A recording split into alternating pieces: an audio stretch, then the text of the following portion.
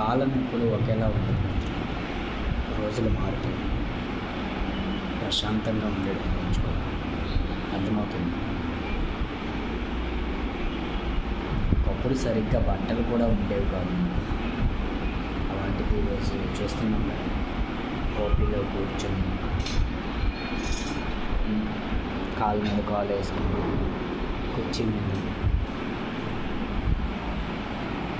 Light, fan, AC ఇవన్నీ ఎందుకు చూపిస్తున్నానంటే ఇది సక్సెస్ కాదు, ఇది ఒక మార్పు అంతే.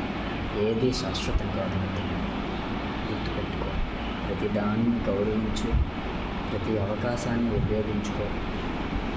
రాబోయే రోజులన్నీ నీవే. జీవితం అనేది ఒక పుస్తకం అయితే అందులో మనం రాసుకునే ప్రతి పేజీ కూడా అందంగా ఉండేలా రాసుకోవాలి. అర్థమవుతుంది. అందులో కొన్ని ఖాళీ పేజీలు ఉంటాయి అన్నమాట. ఈ ఖాళీ పేజీల్లో నువ్వేం రాసుకుంటావో అదే అవుతుంది అన్నమాట. అర్థమైందా? రాసుకోవడానికి భగవంతుడు నీకు పెన్ అయితే ఒకటి ఇచ్చాడు. ఏం రాసుకుంటావు అనేది నీ ఇష్టం. 2025లో.